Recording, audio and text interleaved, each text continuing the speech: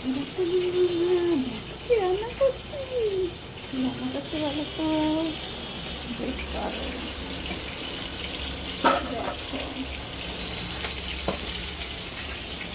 ভালো করছি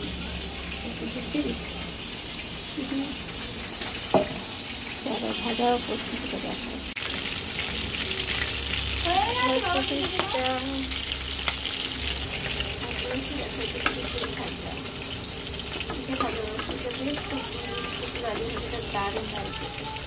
দেখো এটা ভাজা হয়ে গেছে, তুলে নিয়েছি। এই দেখো মানু খাচ্ছে, ভালো খাচ্ছে। এটাকে আবার এখানে দিয়ে নিয়েছি, তেলে করে দিলাম মাছটা। এটাকে ভাজা হোক, তারপরে মাছটা ভেজে নিয়েছি আর সেটাকে মশলাও রেডি হয়ে গেছে। মাছটা খেয়ে দেবো। পেঁয়াজ, আদা, রসুন, গরম মশলা, টমেটো সস, একটু লঙ্কা, হলুদ, একটু নুন, একটু চিনি সব দিয়ে দিয়েছি। কষা হয়ে গেছে, একটু রসুন কুচিও দিয়েছি। তো চলো দিয়ে দিই। মাছটাকে আস্তে আস্তে ওইভাবে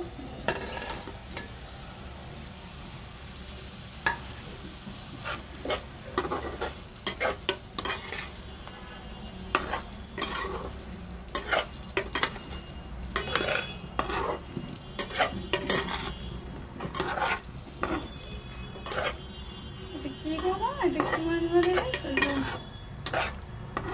এটা বেশ ওইটা এই মাছটা থেকে বড় বড় হয়, আর পুকুরেই হয়। চলো একটু পুকুরলেই না মাখা মাখা করে একদম কষা কষা গায়ে গায়ে। দেখো আমার রেডি হয়ে গেছে। একটু গরম মশলা উপর থেকে ছড়িয়ে দিয়েছি। কেমন লাগছে বলো? এটা হচ্ছে কি বলো তো, কী মাছ বলো তো? ছাড় ছাড়িয়ে ছোটো ছোটো করে বাজার থেকে কেটে আনিয়েছিলাম।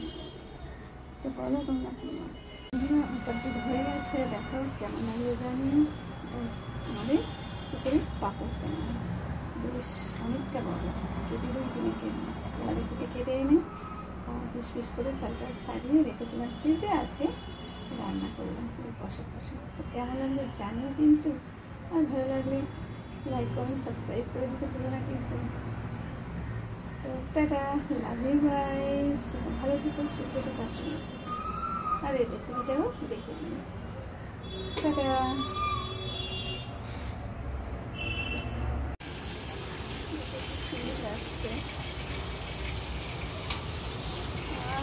দারুণ লাগছে। এদিকে রান্নাও বসিয়ে দিয়েছি। তো চলো কি রান্না করছি দেখি।